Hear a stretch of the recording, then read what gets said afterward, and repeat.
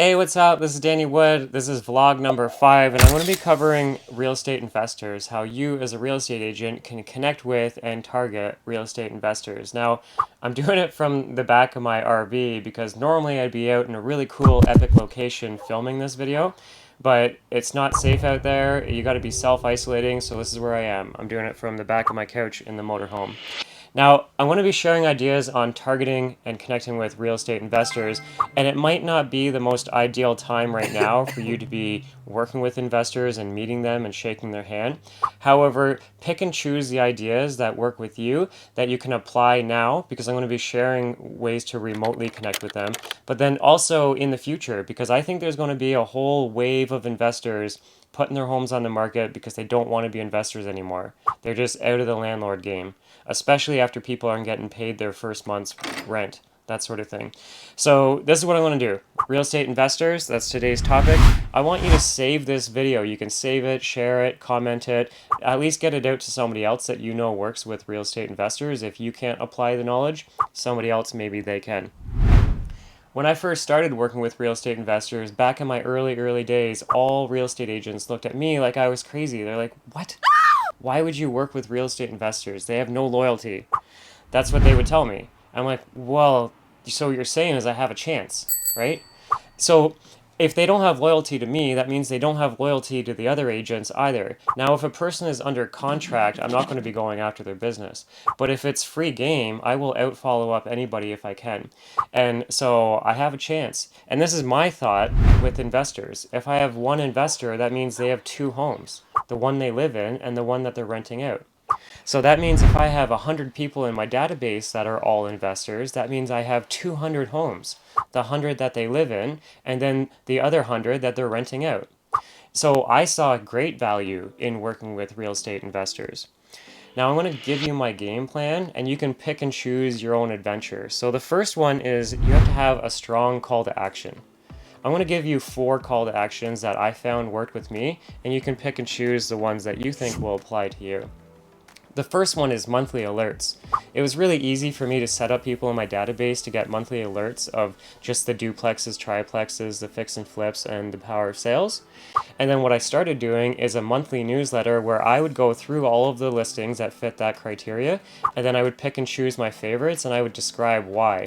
And I would set up an information gathering where we'd talk about those properties, and I would get people in looking at those properties. So it was a monthly alert specifically for investors in my city and in my region, and it worked out really well.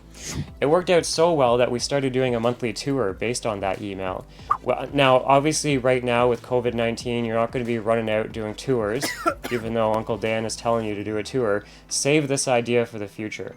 But the tours worked out really well when the timing did, that we could get people in a car, meet up at the office, and we would get like 10 or 15 people at the office. I would give them all a map, give them all the printout of all the listings we're looking at, and then they would drive themselves, and we would do a caravan style, going from one property to the next, looking at investment properties, and talking openly about how rents work and how, just like whatever questions that they had. But we were answering those questions while we were looking at investment property. The first tour that we did, we sold one to a complete cold internet lead, and I was like, well, we got something here. And so we started doing more of it. Now with COVID-19, you got to do a lot of remote work, so I would suggest doing more of like a webinar seminar style, where I could do a webinar right now at the end of this video. I could film a webinar on real estate investing right from this same couch, right? I don't even have to get up, I don't even have to get changed. Really easy. So webinars have a lot of power in today's world because it gives you content that you can then market. So webinars, a good one, and then a free book offer. We used to offer once a month, we would pick our favorite book on real estate investing and then offer that as a free carrot. It was like a free call to action. So if we did a Facebook ad targeting real estate investors in our region, we would offer them the free book, but they had to come to our seminar to pick it up. And it wasn't one of those cheesy free books that I downloaded myself and didn't even write. I would like buy a real book by Robert Kiyosaki or somebody like that and then give away free books on real estate investing. On average it costs like $15 to $20 per book, but I saw great value in having real face-to-face relationships and meeting people in real time, and I gave that book away as a carrot. So what I want you to do is pick and choose one of the four that I just laid out below. Probably the monthly email newsletter and the webinar are the two best ones in today's world with the way COVID-19 is rolling. Now, there is a strategy where you could use classified ads for free business. So I could be a brand new agent in any city in either Canada or the US, and I would have business next month, 100%. And I wouldn't even have to get dressed. I wouldn't have to leave the house. I could do it all from my couch just by going through the classified ads in the newspaper or online. So say I'm in the newspaper and I go to the classified section and I see a home for rent. It's $2,000 and the landlord gives their phone number. I would call that landlord up and I have two main scripts that I'd be rolling with. The first one talks about listing their home with us because a lot of landlords don't want to be a landlord anymore. So I give them that possibility to find out what the value is worth and if we could put it on the market at the same time and cast a wider net. And if we don't bring them any offers they don't like, they don't have to sell the home, but at least they know that they could have. And then the other one is if they're like, nope, I'm never selling, I love being a landlord, then I would say, well, hey, that's great. Well, how about you get set up on our monthly email alerts? Because we have a duplex, triplex, fix and flip, and power of sale alert that goes out just for Durham region, and I don't want you to miss out. Is that okay if I include you too? And a lot of the landlords would be like, yeah, so number 2 here was my plan B. And I would just continue to build and grow my database of landlords. So here's an example. I go to a classified website. In Canada, it's called Kijiji. Craigslist is something in the States that a lot of people use. They use that here in Canada too, but Kijiji just looks nicer. And so if I go to the homes for rent, it shows me that there's 2,419 listings of homes for rent in my particular city. That is a lot of opportunity. A lot of those landlords do not want to be landlords anymore. So do you not think if you called 2,000 people, even if I cut that number down to just 400, if I called 400 of them, I can guarantee I'd have business from it. Like, guarantee. I would get business by just calling these people from the comfort of my home with those two scripts. Super, super easy. It shows you how many people are offering and how many people are wanting. Under the wanted section, all those people, if they're willing to rent for $2,000, I could also find them a home that they could buy for $2,000 on a monthly basis. And so there's so many different ways that you could approach this. Those are two of my favorite for sure. So next up on the list is dominating Google. I mean, it makes a lot of sense that you would want to be there if an investor is in your city typing any of the keywords about real estate investing that you would appear. So here I say Toronto investment properties for sale. I'll zoom in so that you can get a better picture of what I'm talking about. So I have the city that I'm serving. So in this example, it's Toronto. Investment properties would be my keyword that I'm going after, and the word for sale is like a qualifier. If they add all of those keywords into the Google search, the city, the property type that I'm targeting, and the words for sale, I know that's a keyword that I want to target. And I mean, you could set up something like this for $150 a month, maybe even $99 a month. It's if you just go after like the real, pick off 3 phrases. Don't go after every keyword that you can think of. Just go after the ones that name your city, investment property, for sale. That's the one and only one that you have to go after, and just put all your money on that. You know they're interested in your city, you know the keyword that they're going after, and then the word for sale. It's just like, why are you not there? Where else are you putting your money? I don't understand. And then Facebook ads. Great opportunity on Facebook ads.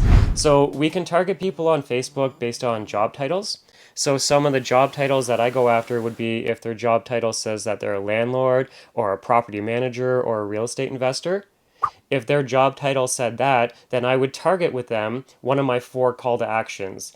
The email alert, the tour, if you can do that in a couple of months, the webinars or seminars, and then the free book offer. You can pick and choose the call to action, but if you just target these people and just continually build a database of investors in your city, it's just an ongoing money tree for you and them.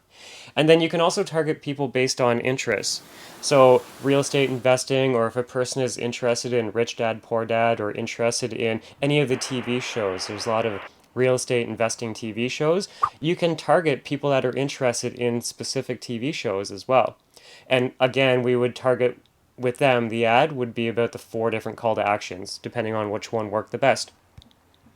So this would be like 150 a month, $5 a day could be a good budget for that. And I mean, we're just setting out all these different fly traps and connecting with people. That makes sense. Both that's the information that they're looking for and you can provide it. So why wouldn't you set these up? YouTube has a thing called video discovery ads. These are my favorite ads on YouTube. It's not the annoying ones that people have to hit the skip button with the 5 seconds and you can skip. It's more of your video and your branding appears in the search results and on the suggested video column. So what I like about this is that they actually have to go out of their way to click to watch the video. So to me, they're pre-qualifying that they actually want the content. And therefore, you're only paying when they click. Now, there is a downside to this. There's no URL for them to click. So when you do the video discovery ads, that's literally it. It's a video discovery. So you're paying to get them to watch the video. But when they're watching the video, there's no secondary call to action where you're like, hey, click the button to go to my website. So there's no URL for them to click. You could put the URL in the description, but it's a lot smaller of a click-through rate than you would want, probably. But if you're going after the branding, this is the best thing you can do because you can target people based on the keywords that they're searching. So real estate investing, investing in real estate, that sort of thing. If they search any of those words, your videos will appear as long as they're in your city for $100 a month, and it would work really good. Those videos where the people get the option to skip after 5 seconds, that's called True View in-stream ads, and I pulled it up on the screen here. Those ones are kind of annoying. I don't really like rolling with these ones, but they do have a couple benefits to it. I'll zoom in. One of the big benefits is that it does give you a button that the people can click, so they can go to your website. So if your idea is about traffic, then I would go for this one over the other one because the other one's not going to get you any traffic. It's just going to build mind share of who you are and what you do. But both ads can be running for $100 a month. Now, I pulled up LinkedIn on my screen because who knew in 2020 you could actually still use LinkedIn and get business? I don't even know if you ever could use LinkedIn and get business. However, I stumbled across this thing called a boolean search. And it's going to be hard for you in this screen to see, but down at the bottom I say real estate investor and I put it in quotations. And then I have a bracket and it has the minus symbol with the word realtor. So what this search is going to do for me is it's going to pull up all of the real estate investors in my city, minus anybody who has who's a realtor. And it'll pull up, 100, 200, 1,000, whatever the number is. All of those are perfect candidates for you to offer your call to action, especially the email alerts so that they don't miss out.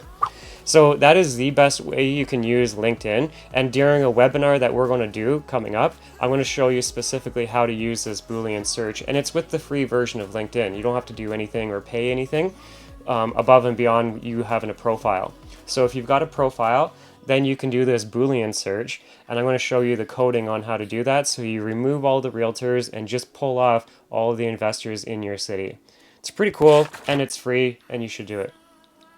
Eventbrite is an awesome tool that we use for running our events. This is where we would get people to register for like our Power of Sale tour, for example, which I'm not telling you to do now, but maybe your webinar or something. You can use Eventbrite for people to register. When we offered our free book, we did it through Eventbrite. We just did everything through Eventbrite because it made it easier for people to register on Eventbrite than it did on our real estate website. Because on our real estate website, mentality-wise, I think people just are more open on Eventbrite to giving their information. So it's free, it doesn't cost you anything, and all the people that register, you can then import into your database, whatever database you're using. So that's it for vlog number 5. I was really dragging my feet on releasing this one because I didn't feel the content fit the time with what's happening with COVID-19, but I feel it went pretty good. Pick and choose what angles you like and appreciate. Now, if you want to go deeper and join us on our live calls, go to patreon.com/DannyWood. It's $20 a month. We do 2 live coaching calls a month, and you can get all the back archives of everything we've ever covered. All right, so that's it for today. I want to say thank you, I appreciate you, and I think that was a good video. Okay, bye.